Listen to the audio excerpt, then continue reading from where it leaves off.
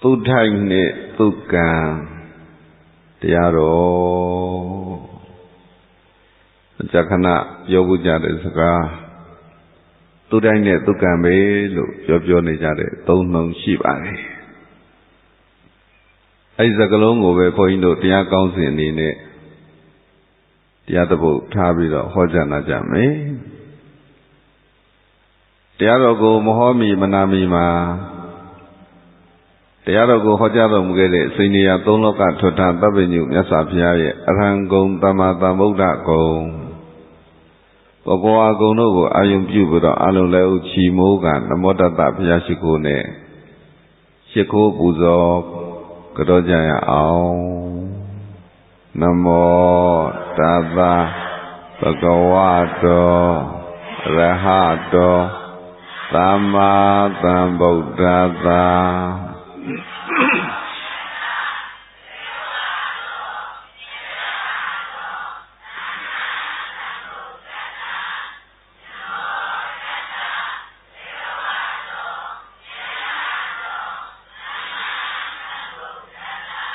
Arahato Lumina Min Yama Mendo I Wasin Goyo Uzo Tugu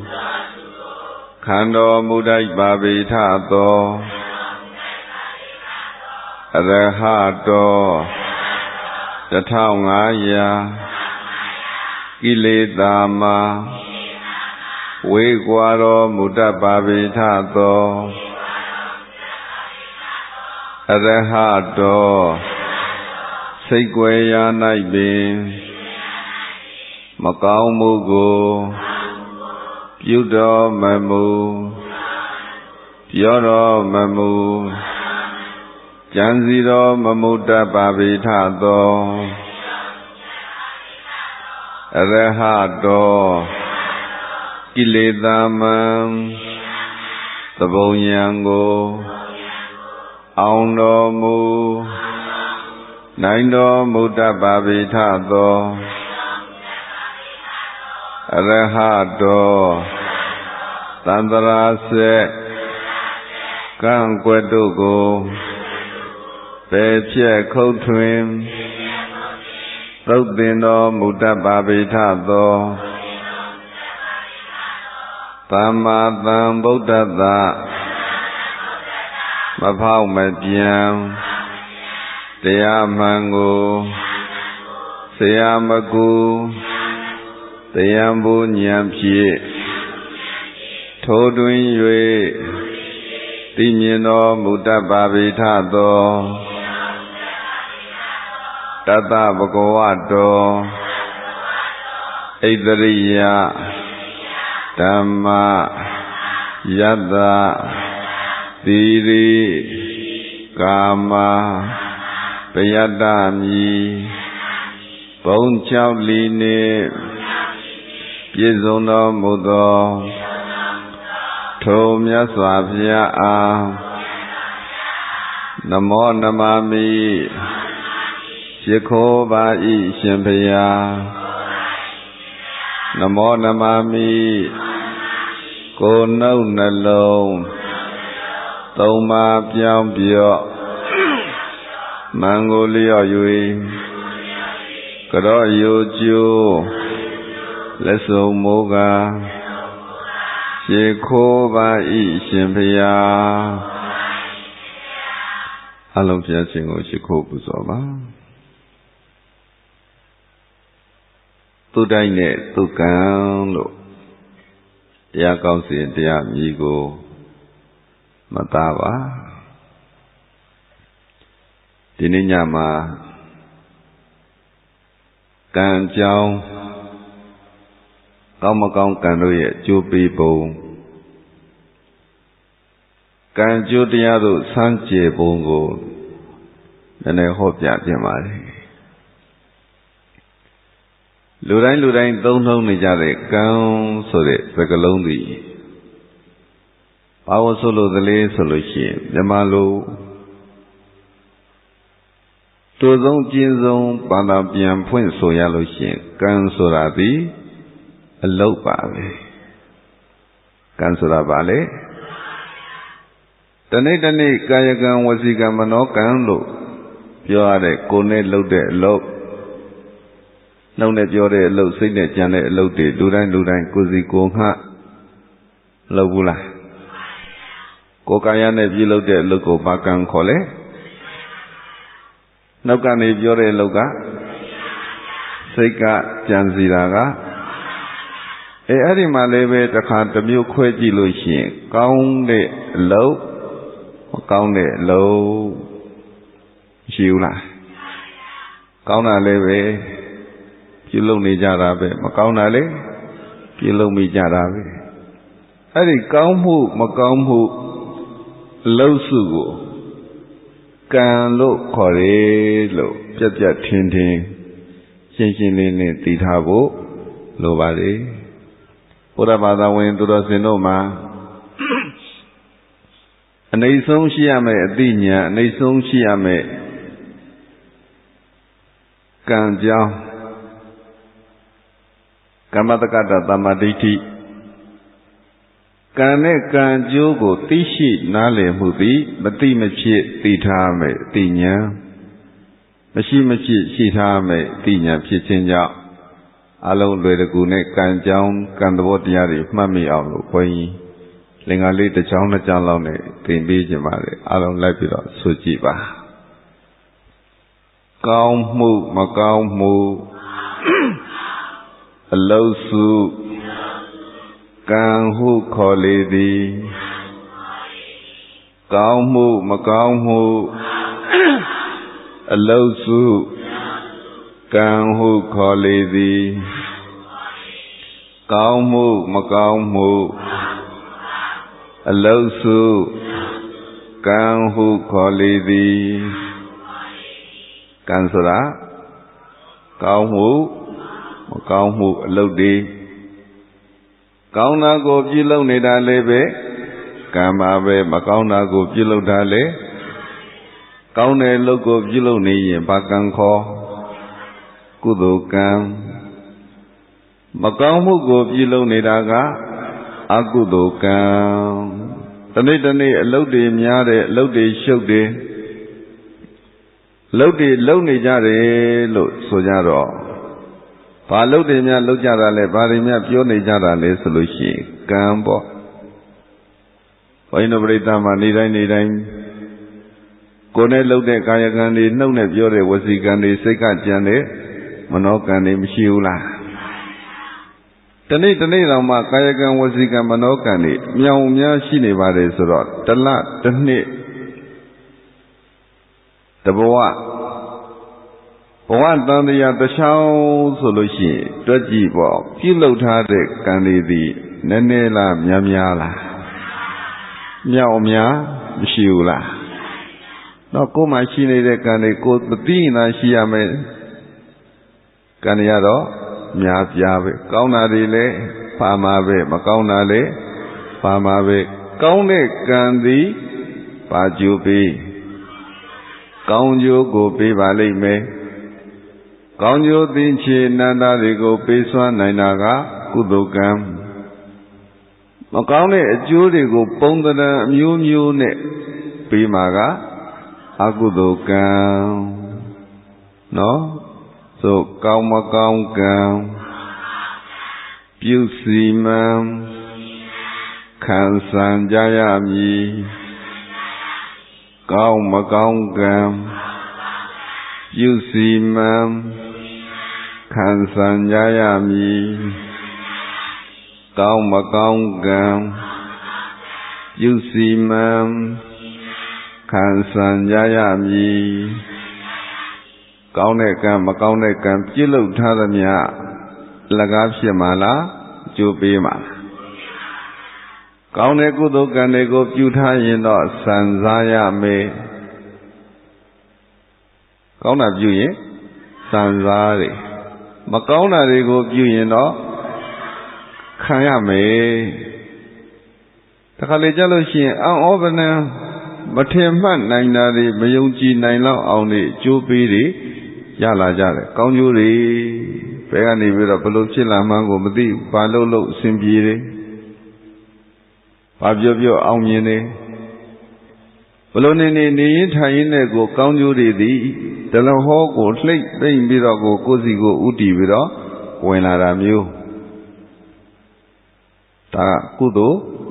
ကံစွမ်းပေါ့အကုသိုလ်ကံကအကျိုးပေးလိုက်တဲ့ချိန်ခါကြရင်လည်းပဲအဲ့ဒီလိုပဲမထင်မှတ်လောက်အောင်ဒုက္ခပေါင်းစုံပြီးတစ်ခုပြီးမယ်မကြံသေးဘူးနောက်တစ်ခုပြီးမယ်မကြံသေးဘူးနောက်တစ်ခုပုံတရံမျိုးစုံနဲ့မျိုးပုံနှိမ့်ဆက်မှသည်ဘာကံလဲ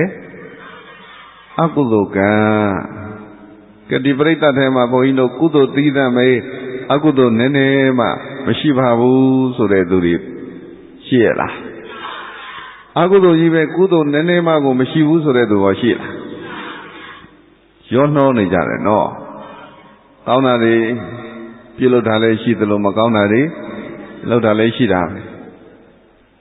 အဲ့တော့ကောင်းတာတွေမကောင်းတာတွေကုသိုလ်အကုသိုလ်တွေရောနှောနေတော့အကျိုးပေးတဲ့ချိန်ခါမှာလည်းပဲကောင်းကျိုးကြီးပဲဘုန်းကြီးတို့ပြိတ္တကမျှော်လင့်နေလို့ရမလားတခါတည်းကြလို့ရှိရင်ကောင်းကျိုးတွေမျှော်လင့်နေတော့လည်းပဲမကောင်းကျိုးတွေရောက်လာမကောင်းမှုထင်ပေမဲ့လို့ကောင်းကျိုးတွေဖြစ်ခြင်းဖြစ်သွားတယ်ကံအစွမ်းကအံ့ဩစရာပေါ့ကောင်းတဲ့ကံမကောင်းတဲ့ကံကိုပြုစီမံတော့ခံစရာရှိတဲ့ကံတွေကိုပြုထားရင်နဲ့ခံရမယ်ဆံစရာရှိတဲ့ကံတွေပြုထားရင်ဖြစ်ဆံရမယ်ခံရတာလည်းပဲဘသူလုပ်တဲ့အလုပ်ကိုလုပ်တဲ့အလုပ်နော်ဘသူပြုတဲ့ကံလဲကိုပြုတဲ့ကံဆံရတာလည်းပဲဘသူလုပ်ခဲ့တဲ့အလုပ်လို့ပြောဘသူလုပ်တဲ့ကံကိုလုပ်တဲ့ကံပဲကိုထိုင်တဲ့ကိုကံသူထိုင်တဲ့သူကံပဲဒီလိုမဟုတ်လားကဲသူကလည်းပဲကိုကောင်းအောင်လုပ်လို့မရဘူးဒီလိုပဲသူ့ကိုလည်းပဲကိုကကောင်းစီခြင်းပါလေဆိုပြီးတော့လုပ်ပေးလို့ရကိုယ်တိုင်ပဲပြုစီမံနေတဲ့ကိုယ်တိုင်ပဲဖန်တီးနေဒါကြောင့်မို့လို့ဖန်ဆင်းရှင်ဘယ်လိုလဲဆိုလို့ရှိရင်ကိုယ်တိုင်ပေါ့နော်ကံဒီဖန်ဆင်းရှင်ပဲဘုန်းကြီးတို့ပြိဿကိုဆင်းရဲအောင်လည်းပဲဘယ်သူကဖန်ဆင်းကံကဆင်းရဲစေတဲ့ကံတွေပြုတိုင်းရင်ဆင်းရဲမယ်ချမ်းသာစေခြင်းတဲ့ကံတွေကိုချမ်းသာစေတဲ့ကံတွေကိုပြုထားရင်ချမ်းသာတယ်ချမ်းသာအောင်ဖန်ဆင်းပေးတာလေကိုပြုတဲ့ကံဆင်းရဲအောင်ဖန်တီးနေတာလည်းပဲကိုပြုတဲ့ကံပဲတယောက်ယောက်ကများချမ်းသာအောင်လို့မဆပေးလို့ရလားမမှုတ်ပေးလို့ရလားမရဘူးဘသူကလုပ်ပေးမယ်ကံကပဲလုပ်ပေးကံကလုပ်ပေးလာပြီဆိုလို့ရှိရင်ဘလောက်ပဲဆင်းရဲနေကုန်းကောက်လို့မရလောက်အောင်မွဲတည်နေတဲ့သူတယောက်ကလည်းပဲတိတ်ချမ်းသာသွားတဲ့လူတယောက်ဖြစ်သွားနိုင်တယ်ကြီးကျယ်ချမ်းသာနေတဲ့လူတယောက်ကလည်းပဲကုန်းကောက်เสียမရှိလောက်အောင်မွဲတည်သွားတာမျိုးလည်းဖြစ်နိုင်ဘူးလားဘသူကဖန်တီးလိုက်တာကံဖန်တီးရင်ဘာမဆိုဖြစ်တယ်ဖြစ်နိုင်မှုဆိုတာမရှိဘူးဒီအကြောင်းလေးဘုန်းကြီးတို့ပြောရတာဗုဒ္ဓမြတ်စွာဘုရားတော်ထင်ရှားရှိစဉ်ကသာဝတိကြီးဇေရဝံကျောင်းတိုင်းမှာသတင်းသုံးနေတဲ့အချိန်ဗုဒ္ဓမြတ်စွာထံမှာအမြဲတမ်းလိုတရားနာအမြဲတမ်းလိုပဲဥပုံနေတိုင်းတလမှာရှိရဲ့ဥပုသ်ဆောက်တဲ့တက္ကတယောက်ပေါ့ဘုန်းကြီးနဲ့စာပေမှာဘုရားလက်ထက်တောင်ကဥပုသ်သရင်ဆောက်သုံးကြတာသည်တလမှာ8ရက်ပါခုခေတ်ကျတော့တလဘယ်နှရက်ဖြစ်သွားဘယ်နှရက်လဲ4ရက်8ရက်လာဇန်8ရက်လာစုံ8ရက်လာပြည့်ရက်လာကွယ်4ရက်ပဲကြံတော့ဟိုတော့ကလူတွေဥပုသ်ဆောက်တယ်ဆိုတာဒီအခု4ရက်အပြင်ကိုဖိနေဆိုတဲ့နေ့ပါထည့်ပေါင်းလာဇန်9ရက်လာဇန်10ရက်နောက်လမပြည့်ခင်အဖိနေရက်လာပြည့်ရက် Lazo Konaye Lazo Shiye La Maquakin Trainee La Quene so with a pound like dog Konayele Shiye Hamasiali Sakanaka Tobe di Mube di Mshula Tobega Beni Tayani Nubega Eddie Nubini Bate Bambo Ubunima Delono Ubo Jotia Bambo Shia Duridi Telama Shit the day Ubo Sadonya Mahakala Uba Daka Yera Lolo Jandware Dianari Tela Shidrin Telama Shia Ubo Dilari Sadom Bira Nira Tanima Ubo Sabira Dianari Dunya Nina the county Yanoriga Diadama Hobia Diago na you need on Yabema to Matian Jibu Jamabe, a light.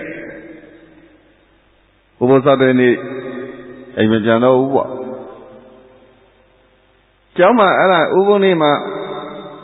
Who was out Jama Abida Mane Soji Ta Lina in love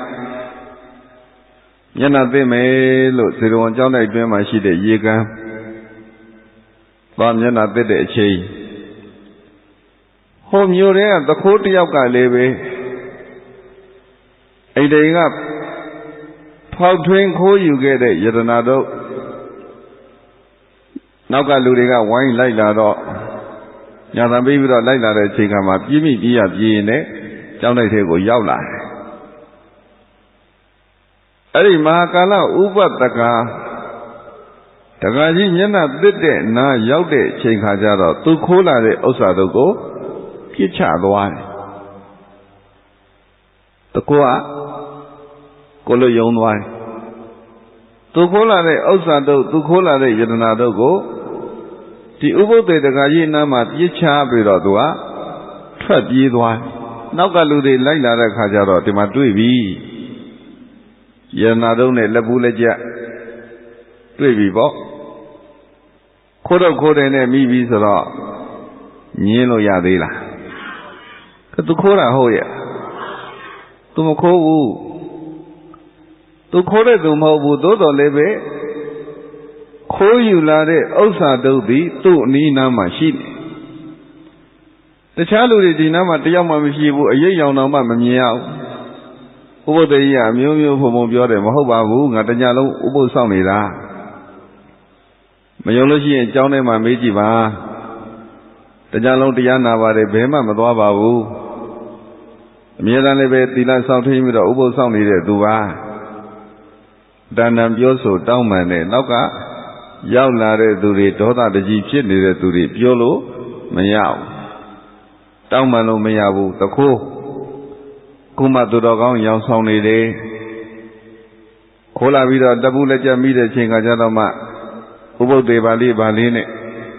Dudogon Sound Beya Maleso with a Tiak the Che. Wine warm with a Yana like that. Tayaga, Jintan or Arinia Mari, the song well on wine. Who was on it? The Kolo le so Kanyare, a Yaine Camirole, the Yare. Cadilla, the Shiama Boino Breda, Yantuaji, too lonely, low. Gaunelo Lama Gaunelo. Gaunelo Dana Gamugo le Bude, Dila Gamu de le Bude. They have Bauna de le Puanya Jinja, Ato Nebare. Timelo do cook Chivare, Chiaga of She. Paloma Matasa move up Yeran, Kudo Gamu Junide to Dogam. The Kolo lebe so sway Kaya Vide, Yainele Kaya Vide, Vijire Tigole, Chia Vide. Kadido Magonio Sojo Dokari, Dune Daniela. Tolodago Hoyela. Mohobene Kaya Manemolina Kajara Koya Uzini. Yobian Simbia Duida than you Bida. ပြေမကောင်းရှုမကောင်းအောင်တန်ရာနာတရားတွေနဲ့တည်ဆုံးကွယ်လွန်နေတဲ့တကားကြီးရုပ်လောင်းကိုမြင်နေမနေနိုင်ကြဘူးချက်ချင်းသွားပြီးတော့မြတ်စွာဘုရားရှင်ကိုရောမြတ်ကြီးကိုလျှောက်ထားတယ်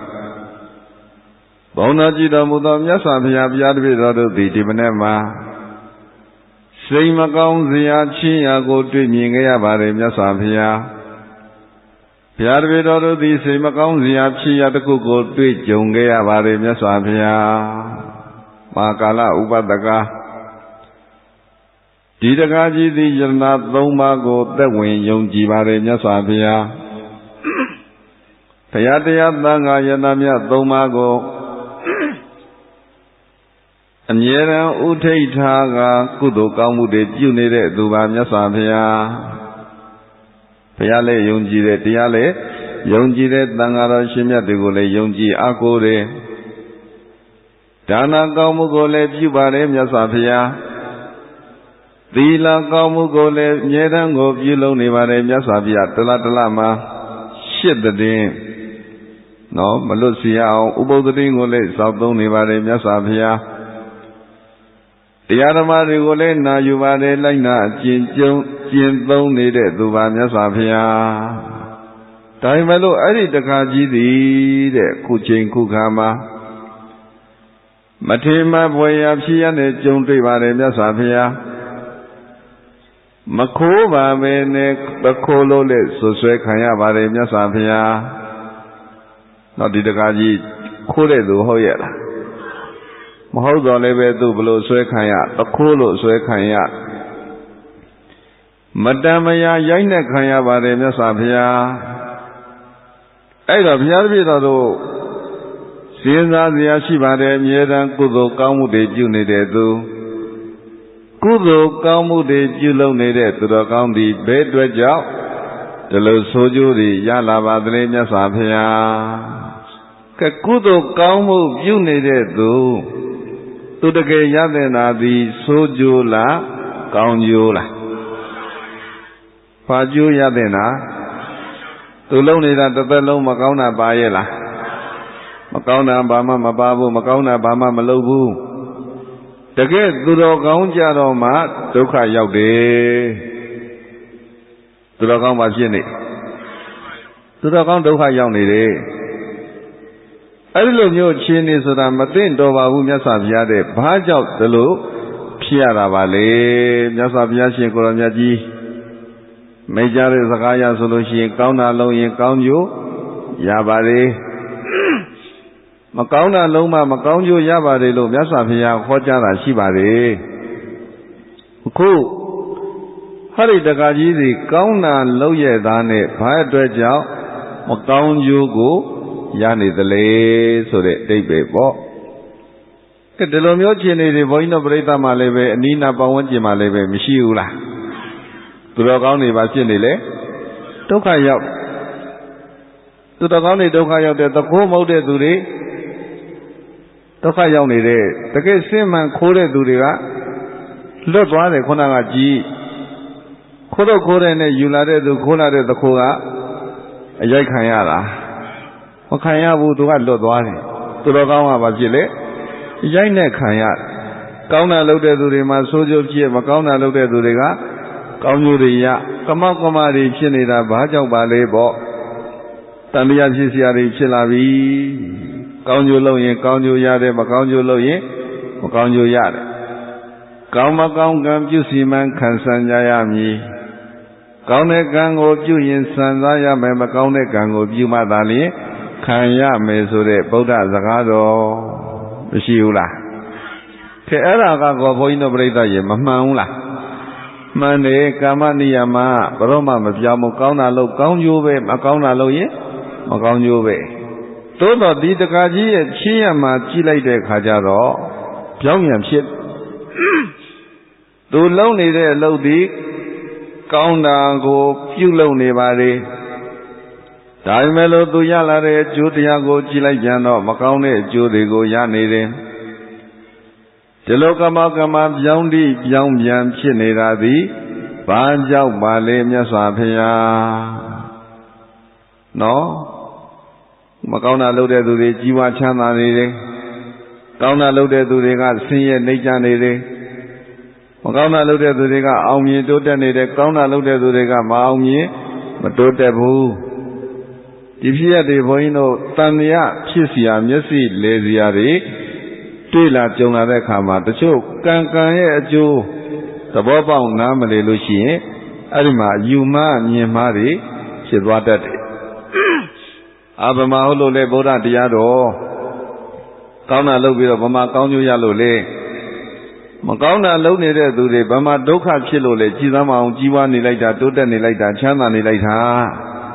မကောင်းတဲ့ကံလုပ်တဲ့သူတွေပဲကြီးပွားချမ်းသာတိုးတက်နေတယ်ကောင်းတာလုပ်တဲ့သူတွေကမကြီးပွားမချမ်းသာမတိုးတက်ဘူးဆိုတဲ့အမြင်မျိုးတွေတွေးမျိုးတွေဝင်လာလို့ရှိရင်လွဲချော်တွေမဖြစ်သွားဘူးလားအဲ့ဒါကြောင့်ဘုရားရှင်ကိုရောမြတ်ကြီးကဒီဖြစ်ရကိုဖြည့်ရှင်းပေးနော်မဟာကာလဥပဒကအကြောင်းလာရောက်လျှောက်သားကြတဲ့ကိုရင်တွေဦးဇင်းတွေ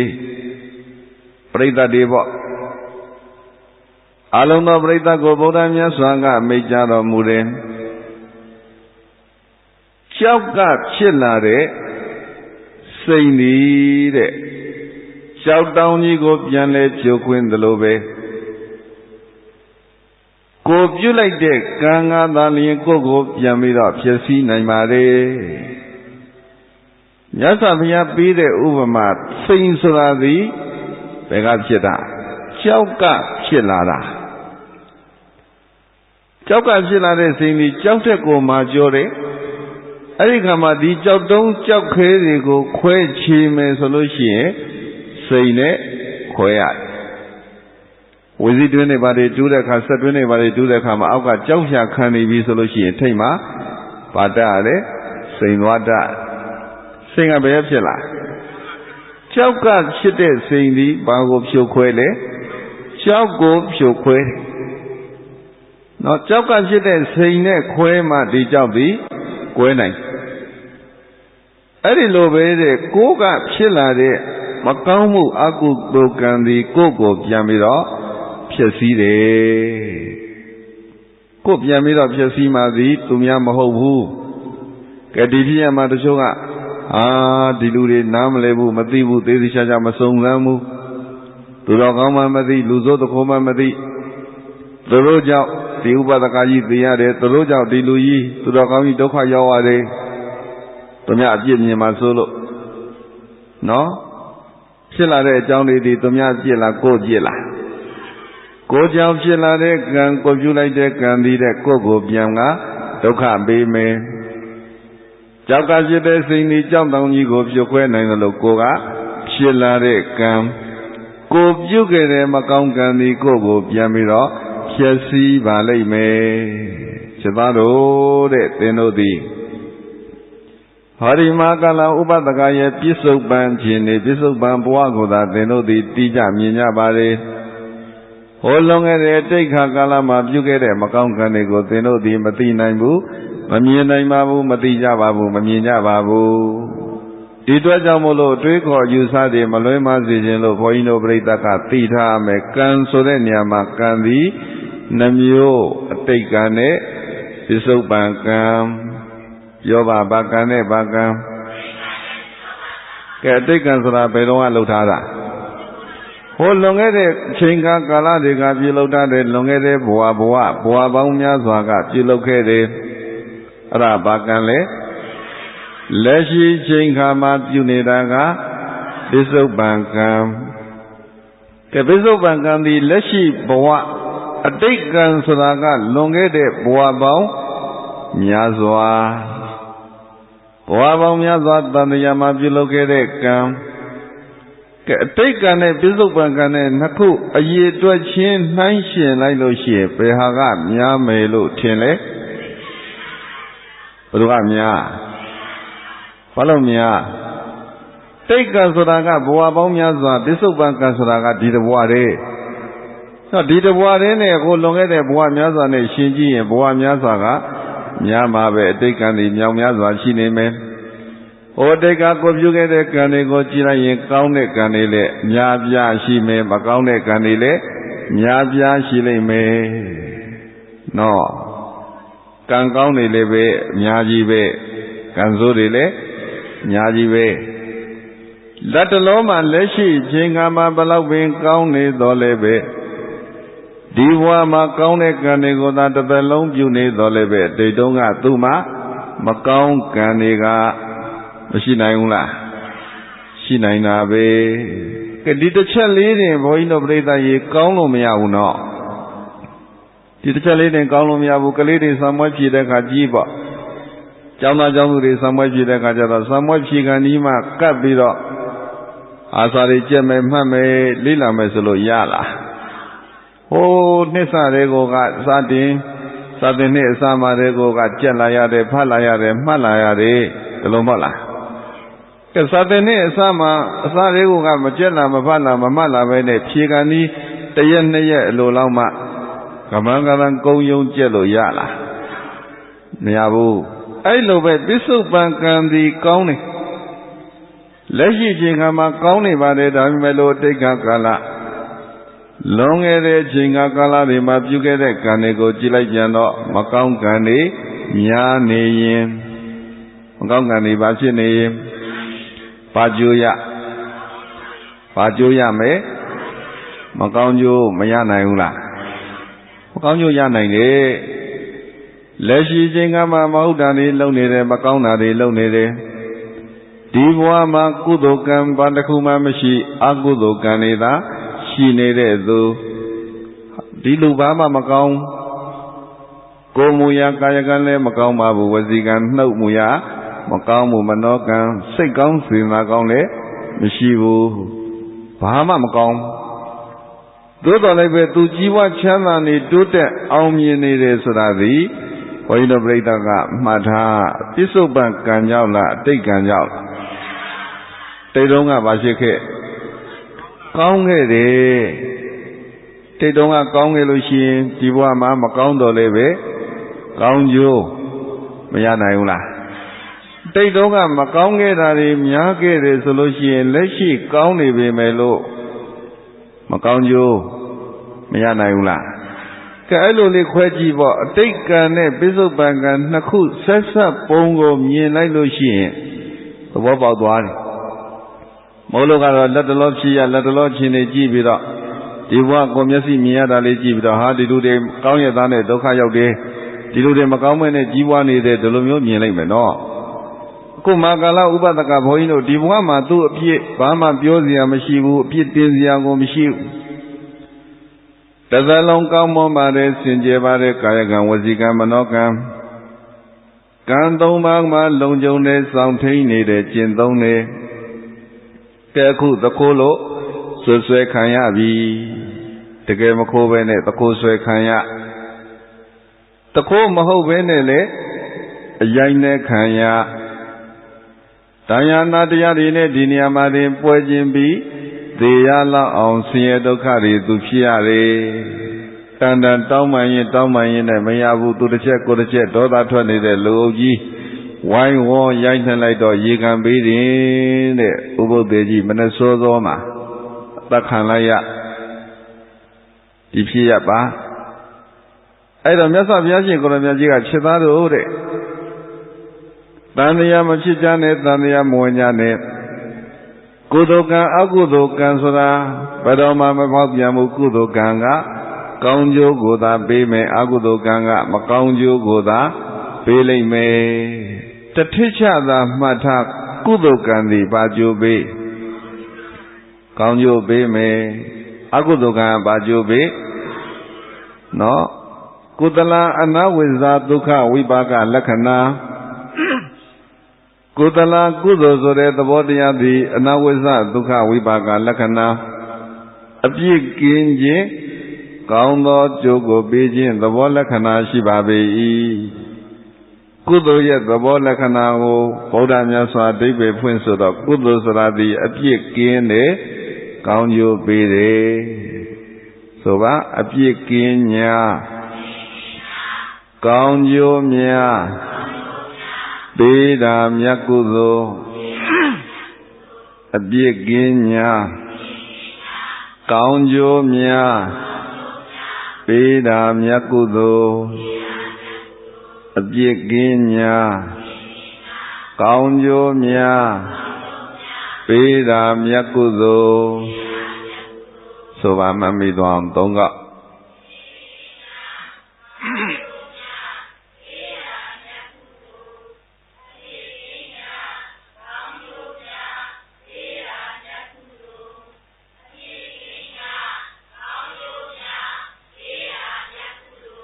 အပြစ်ကင်း၍ကောင်းကျိုးကိုပေးတာသည်ကုသိုလ်ပါကုသိုလ်ဆိုတာသည်တစ်ချက်ပြစ်ကင်းတယ်ကုသိုလ်ပါကင်းကုသိုလ်လုပ်တဲ့သူဘုန်းကြီးတို့ပြိဿအပြစ်ရှိလားကုသိုလ်ဆိုရင်လုပ်တာလုပ်ဘာပြစ်မှမရှိဘူးလူတန်းတဲ့ဒါနကိုချင်းထိမ့်သိမ့်တဲ့သီလ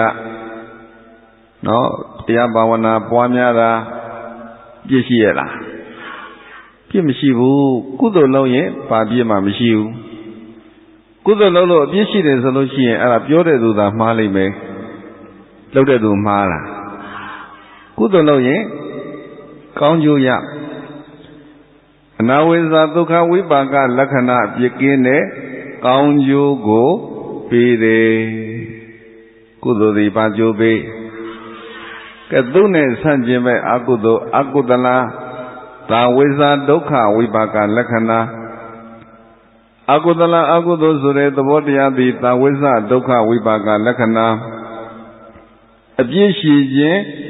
မကောင်းတဲ့ကျိုးကိုပေးခြင်းသဘောလက္ခဏာရှိပါပေ၏ဆိုအပြစ်ရှိများဆိုကျိုးများပေးတာအကုသိုလ်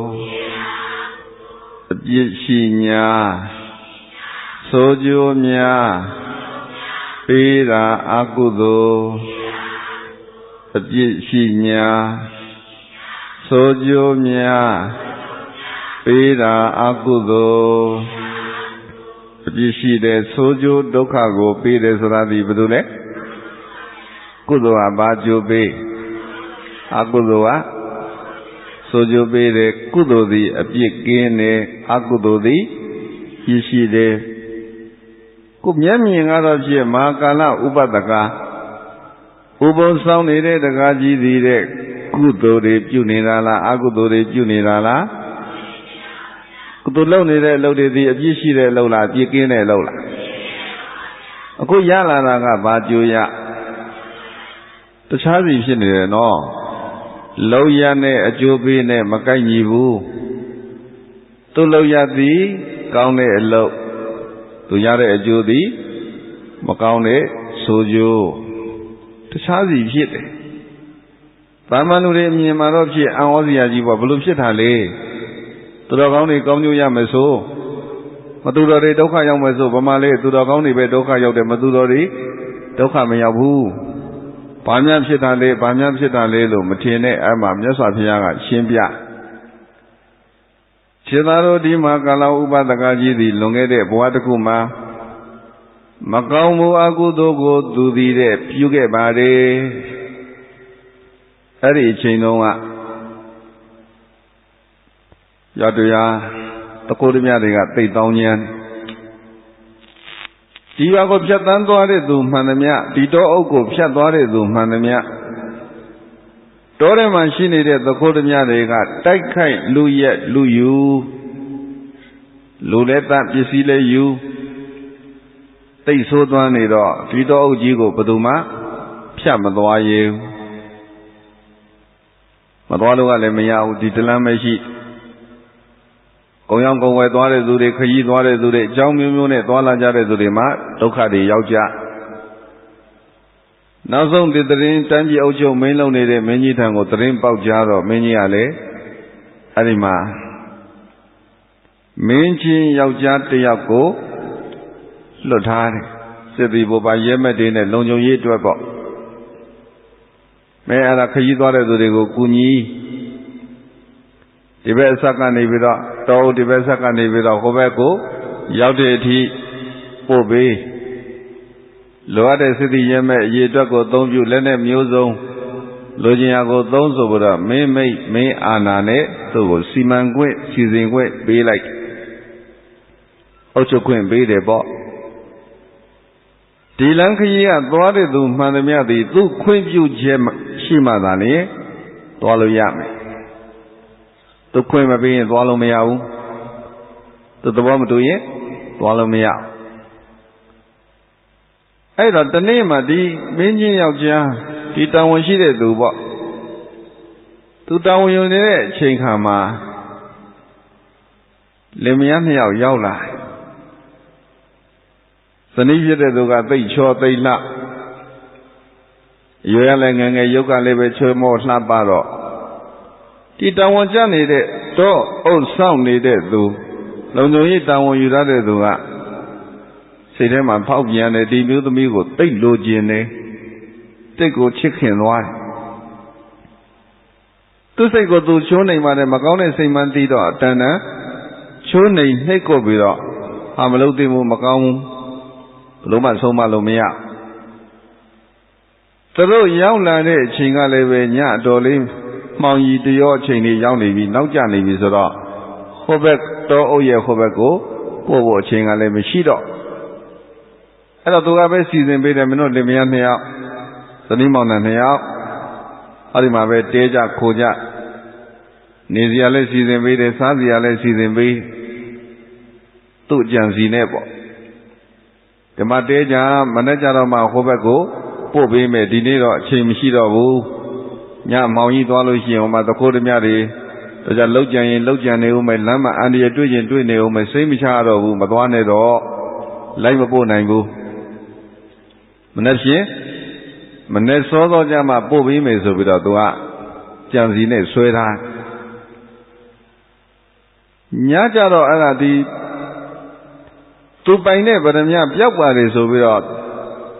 သူ့တပည့်အဆောက်ကြက်တွေကိုတအိမ်တက်ဆင်းအရှာခိုင်းသူတို့နေကြတဲ့နေရာကွက်ကွက်လေးအိမ်ကြီးဘလောက်မှမမြောင်တိမ်တက်ဆင်းရှာခိုင်းတယ်ဒီထဲမှာပဲရှိရမယ်ငါဗရမ ्या ပျောက်သွားတယ်တန်ဖိုးကြီးတဲ့ဗရမ ्या ဘယင်ကိုဆက်သမယ်ဗရမ ्या ဖိုးတန်ဗရမ ्या ပျောက်သွားတယ်ဆိုတာခိုးတဲ့သူဒီနီးနားတဝိုက်မှာပဲရှိရမယ်ရှာကြဆိုပြီးတော့ရှာခိုင်း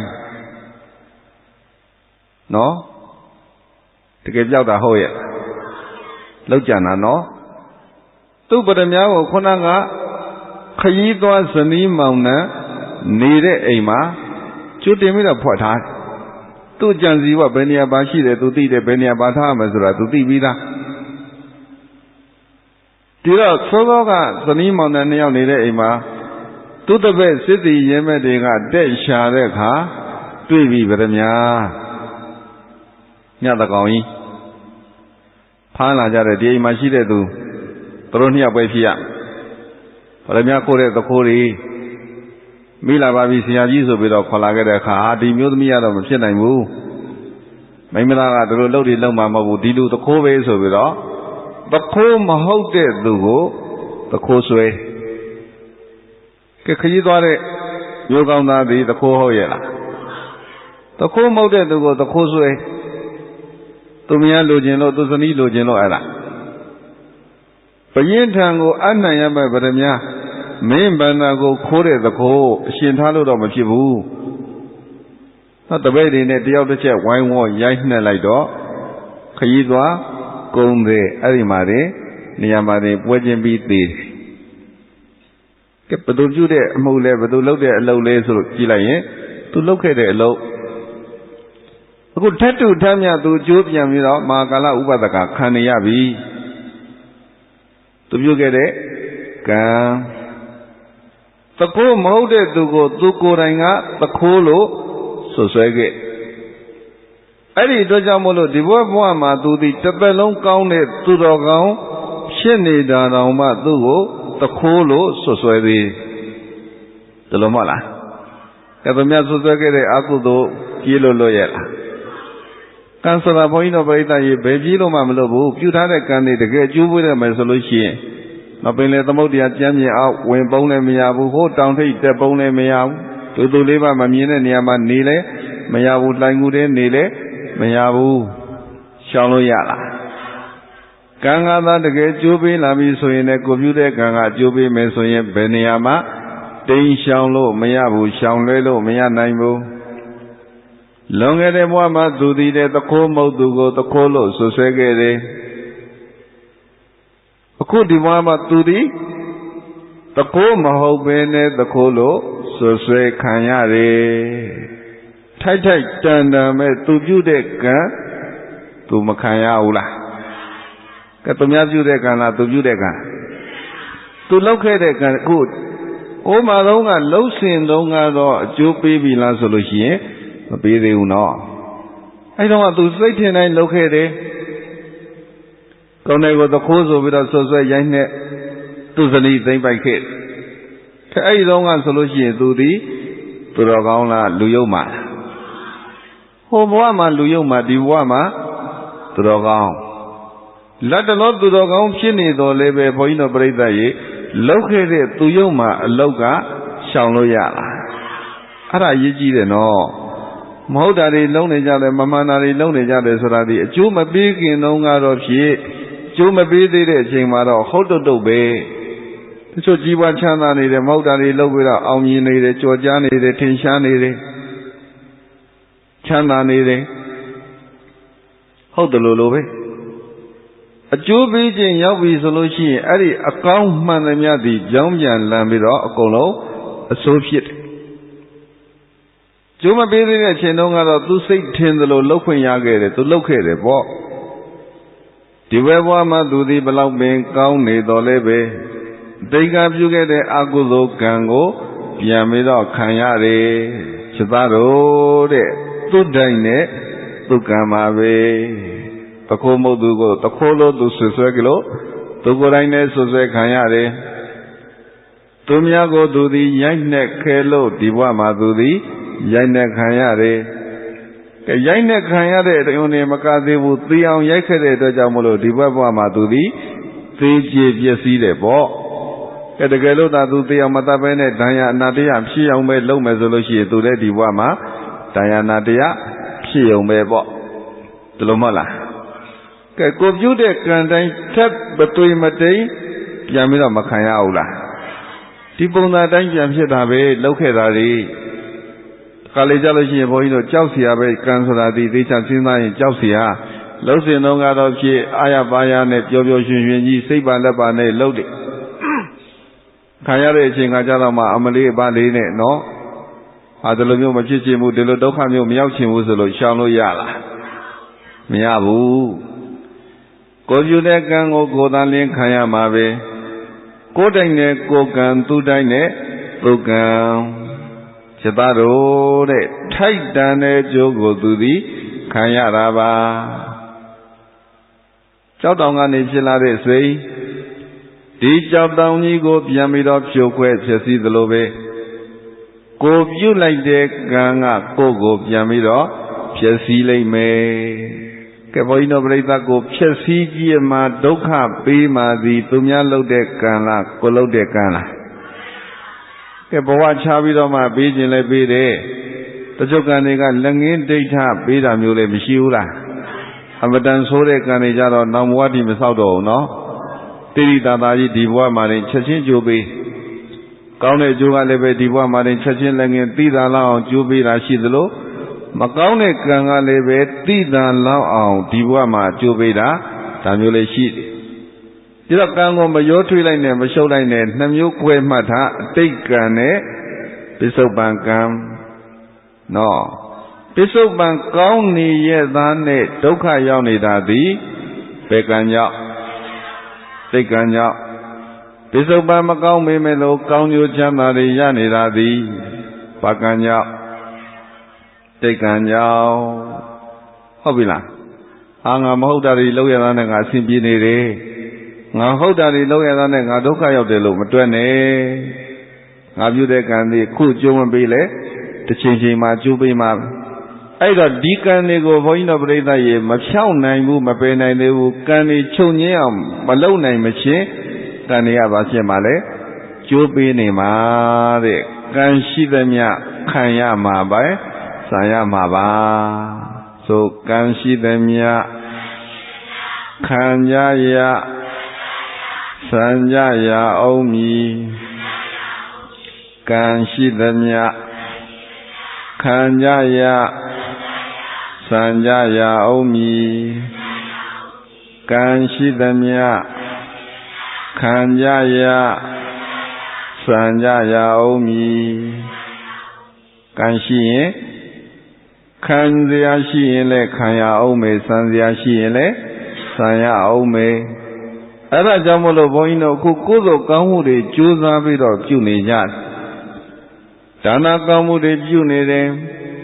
ဘေကံလူတန်းတဲ့ဒါနကောင်းမှုကိုပြုနေတယ်ဆိုတာဒီခံရမယ့်ကံလားစံရမယ့်ကံလားစံရမယ့်ကံကုသလောင်သေးအနေနဲ့ဆွမ်းလူတဲ့တန်ဃာတော်ရှင်မြတ်တွေကိုတတ်နိုင်သမျှ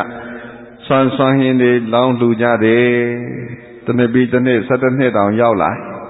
နော်ဒီတင်းသူတင်းသားတွေညီသူညာသူစိတ်သူကိုယ်သူနဲ့ကုသိုလ်ကောင်းမှုတွေပြုနေကြစံစရာရှိတဲ့ကံတွေပေါ့ခုဒီဘဝမှာအကျိုးမရသေးရင်တောင်မှနောက်တစ်ချိန်မှာအကျိုးမရဘူးလားမပြောက်သွားဘူးမပြတ်သွားဘူးကံဆိုတာဒီဘုန်းကြီးတို့မဉ္ဇဉ်ဘုံညာနဲ့မချေဖြက်ရင်မပြတ်ဘူးနော်မဉ္ဇဉ်ဘုံညာနဲ့ချေဖြက်လိုက်တော့အယန္တာဖြစ်ပြီးနိဗ္ဗာန်ရောက်ပြီဆိုရင်တော့အဲ့ဒီကံတွေလိုက်လို့ရလားအဲ့ကြတော့မှရပ်သွားတယ်ကံကုံသွားတော့မှရပ်တာကံကိုခြေဖြတ်ပြစ်လိုက်တော့မှမဉ္ဇဉ်ဘုံညာဆိုတဲ့အစွမ်းထက်တဲ့သိဉာဏ်တွေနဲ့ဖြတ်ပြစ်မှကံကကုံတာဒီတိုင်းဆိုလို့ရှိရင်ကုံမှကောင်းတဲ့ကံတွေကျူထားရင်လည်းပဲဆံရအောင်မယ်တဲ့မကောင်းတဲ့ကံတွေပြုရင်လည်းခံရအောင်မယ်အဲ့တော့ဆံရမယ့်ကံတွေများများလုပ်တဲ့သူတွေကောင်းကျိုးချမ်းသာတွေမရဘူးလားခံရမယ့်ကံတွေကိုမြောင်များပြုထားမိရင်လည်းခံစရာရှိတာတွေများများခံဘုဒ္ဓတိုင်းနဲ့ဘုဒ္ဓကံကိုယ်တိုင်းနဲ့ကိုယ်ကံသူဖြစ်နေတာလည်းပဲဘုဒ္ဓကံနဲ့သူတိုင်းနဲ့သူကံသူကြောင့်ငါကြောင့်လို့လည်းညှို့ထိုးလို့ရလားအာသူငါကယ်မယ်ငါသူကယ်မယ်ဆိုလို့ရောကယ်လို့ရလားကယ်ပါယူပါဆိုပြီးတော့ကယ်ခိုင်းလို့ရလားဘယ်သူလုပ်ခဲ့တာကဲဒီတော့ကိုယ်ဆင်ခြင်ရမယ်သတိထားမယ်ငါတို့မဟုတ်တာမလုပ်ဖို့အရေးကြီးတယ်ကာယကံနေအဖြစ်လည်းပဲမဟုတ်တာမလုပ်ဖို့အရေးကြီးတယ်ဝစီကံနေနဲ့လည်းပဲမကောင်းတာတွေမပြောမိဖို့အရေးကြီးတယ်ဟုတ်ပြီလားစိတ်ထင်တိုင်းကိုစိတ်ကူးတရားတွေသူများကိုမဟုတ်တရုပ်တွေလျှောက်ပြောလို့ရှိရင်ဒီပြောတဲ့ကံလည်းပဲဘုဒ္ဓခံရမှာကိုပြောသမျှကိုပြန်ခံရမှာပဲ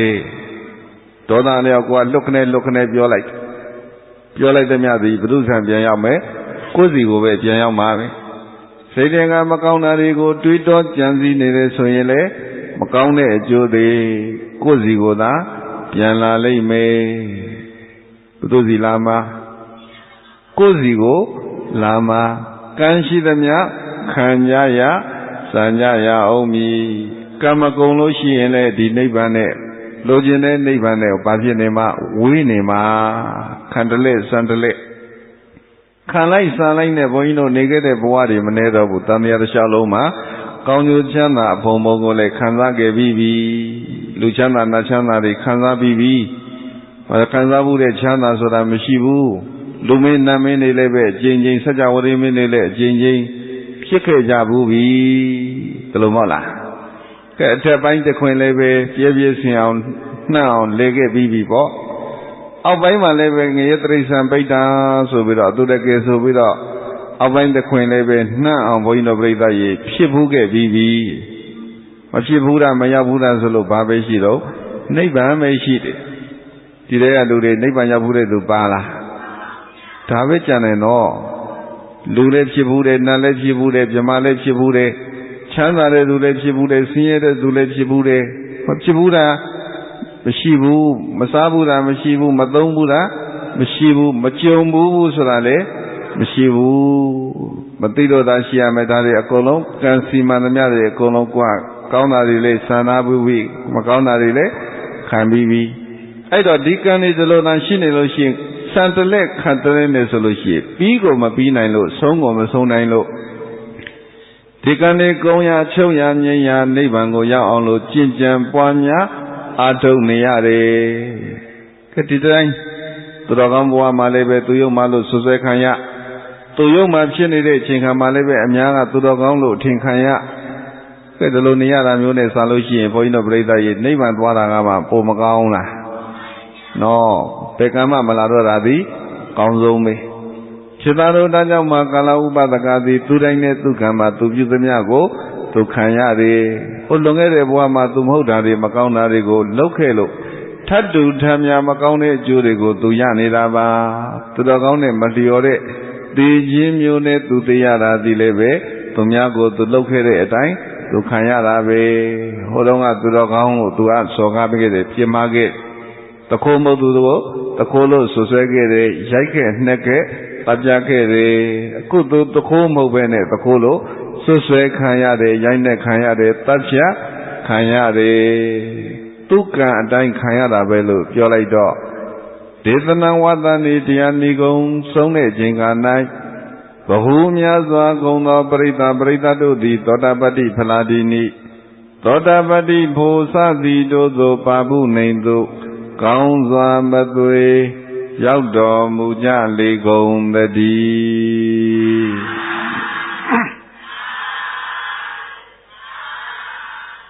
ကံအကြောင်းတွေကိုဗုဒ္ဓမြတ်စွာရှင်းပြလိုက်တော့ကံအကြောင်းတရားနားလည်သွားတဲ့သူတွေသည်ကံတွေကိုကြောက်လာကြတယ်ကံတွေကိုဘာဖြစ်သွားကြကြောက်เสียမကောင်းလားကြောက်เสียကောင်းတယ်နော်ကိုမသိဘူးမမြင်နိုင်ဘူးကိုလုံနေတာတွေအကောင်းပဲကိုသိသလောက်ကတော့ကိုကောင်းတာလုံနေတာပဲဒါပေမဲ့လို့ကိုရနေတဲ့အကျိုးဒီကောင်းကျိုးတွေဖြစ်ခြင်းမှဖြစ်မယ်ကိုသိသလောက်ကတော့ကိုမဟုတ်တာတွေလုံနေတာပဲမကောင်းတာတွေလူမသိတော့လည်းပဲကိုယ်တိုင်သိတယ်ငါမဟုတ်တာတွေလုံနေတယ်ဒါပေမဲ့လို့ကိုမှဘာကျိုးရလဲကောင်းကျိုးတွေရတယ်ကောင်းကျိုးဆိုးကျိုးတွေရတိုင်းကျင့်တတ်မနေတဲ့ဒီကောင်းကျိုးဆိုးကျိုးတွေဒီသူ့ရဲ့နောက်ကျောင်းမှာပြန်ကြည့်လိုက်လို့ရှိရင်ကောင်းကံမကောင်းကံမရှိဘူးလားကောင်းကံမကောင်းကံတွေဒီတိုင်းနေမှာလားကျိုးပေးနေမှာကျိုးပေးနေလို့ရှိရင်ခံတလဲစံတလဲနဲ့ဘုန်းကြီးတို့တန်တရားထဲမှာပေါ်လိုက်မြုပ်လိုက်ပေါ်လိုက်မြုပ်လိုက်နဲ့မနေရဘူးလားဆင်းရဲတဲ့ခါချမ်းသာတလဲနဲ့မပြီးနိုင်မဆုံးနိုင်တန်တရားမလဲဘူးလားအဲ့တော့ဒီကံนี่ကုံအောင်ကြင်ကြံပွားများအားထုတ်မဲ့ညံဘူညံရအောင်လုံးမှသာလေကံนี่ကုံဆုံးပြီးတော့ဒီကံนี่အကျိုးမပေးတော့ကံကုံဆုံးပြီးတော့ချုပ်ငိမ့်သွားလို့ရှိရင်ဗာလဲနိဗ္ဗာန်ကံကုံဆုံးသွားရင်ဗာလဲနိဗ္ဗာန်ပါနိဗ္ဗာန်ဆိုတာတခြားမဟုတ်ဘူးကောင်းတာလေကျိုးမပေးနိုင်တော့ဘူးမကောင်းတာလေကျိုးမပေးနိုင်တော့ဘူးအကျိုးပေးခွင့်တွေအကုန်လုံးချုပ်ငိမ့်ရုပ်သိမ်းသွားပြီကံတွေကျိုးပေးစရာကံတွေကုံအောင်အားထုတ်လိုက်ပြီပြည့်ကြံလိုက်ပြီမညံဘုံညာပေါ်ပြီဆိုရင်ကံတွေဒီတစားမကြအကုန်လုံးပျက်စီးခြင်းမလားပျက်စီးသွားပြီခံစရာလည်းမရှိတော့ဘူးစံစရာလည်းမရှိတော့ဘူးဆိုတော့ဘုန်းကြီးတို့ပြိဿကြီးမငြိမ်းဘူးလားခံကျင်သေးတယ်စံကျင်သေးတယ်ဆိုလို့ရှိရင်ဒုက္ခငြိမ်းရဲ့လားတော့ခံစရာရှိခံမယ်စံစရာရှိစံအောင်မယ်ဆိုလို့ရှိရင်ဒုက္ခတွေမငြိမ်းသေးဘူးဒုက္ခငြိမ်းအောင်ဒီကံတွေအထုတ်ခုလက်တလုံးမှာတော့ဖြစ်တန်ဝေကနဲ့ဆင်ခြင်ပြီးတော့ကိုယ်တိုက်နဲ့ကိုယ်ကံသူတိုက်နဲ့သူကံကိုပြုသမျှကိုခံရမှာသူပြုသမျှသူခံရမှာသူများကောင်းတာမကောင်းတာထက်ကိုကောင်းဖို့အရေးကြီးတယ်သူများတွေကောင်းတာလုပ်တာမလုပ်တာအသာထားကိုကောင်းတာလုပ်ဖို့အရေးကြီးတယ်သူများကံတွေကောင်းရင်ကောင်းမကောင်းရင်ကိုယ်ကံကတော့ဘာဖြစ်နေဖို့အရေးကြီးကောင်းနေဖို့အရေးကြီးတယ်လို့နားလေသဘောပေါက်ခါကောင်းတာတွေပြုကောင်းတာတွေပြောကောင်းတာတွေကြံစည်ကောင်းတဲ့အလုပ်တွေကိုစားတဲ့သဘောတိုးကနဲ့လုံနိုင်ကြသဖြင့်ဒုက္ခခတ်သိမ်းငြိမ်းရာမှမြတ်နိဗ္ဗာန်ကိုလင်းမြန်စွာလွယ်ကူစွာနဲ့ရနိုင်ရောက်နိုင်မျက်မှောက်ပြုနိုင်ကြပါစေကုန်သတည်းလို့ဆုတောင်းပြီးတော့တရားနိဂုံးချုပ်ကြစို့ဘောရိယပစ္စယောဟောတုဣတံသောပုံညမင်္ဂလံပုံညဘာကံတုလည်းပန္တုဗမောတံတုသဒေဝကာနောမြတ်သာကြီးပါရမီရင်ကျူးဇာနိတုသရောစဉ်ကုသိုလ်ရှင်ကျွန်ုပ်တို့ဤဣဒံပုံညမင်္ဂလံဗုဒ္ဓံဟောကြားတရားဒေသနာများဝါကိုနာဂမတပြန်ဟောကြား၍ပွားများကျင့်ကြံဖာမန်ကျုကုံအတုယတိကုသိုလ်ပုံညမင်္ဂလာသည်ဘောရိယသစ္စာလေးအင်္ဂန္တစဉ်ကိုပြန်ရှင်းဆိုခုတို့ဘုရင်တံဘောရိညာဤပစ္စယဥပနိဒယမိယသဖြင့်မောချရာကြောင့်ကောင်းမြတ်တဲ့ထောက်ပံ့သည်ဟောတုစင်စစ်မသွေဖြစ်ပါစေတည်း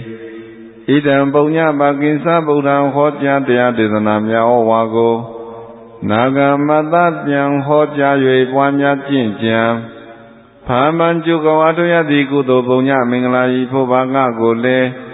သာဒေဝကကဘာမနိသမြဝိနည်းများစွာ Tattawananda Mandamyaruti Tulabantu Shwenlanji Mi Wagwan Bon Siddhagato Beijing with Saint Matonia Aitayong Tedulamochinu Gobanya Unanya Mazigomdadi Tulada Kozi Kozi Loni Vejita Shen Piawalomya to Yayuja Gomjiwe Pamodan to Gosain Pianoisa Bibiga Juema Wamya Unanya Mazigomdadi Wabamodan to Lubidamakana Bima Sepulea Tene Yama Chinomo Yadre Gavato Tada Honia Lea Mabilay Wamya Wanda Patana Aun Sukhaga Pulea Taduta Aun Mechi Aun Bede Tola Nayabasi Kondadi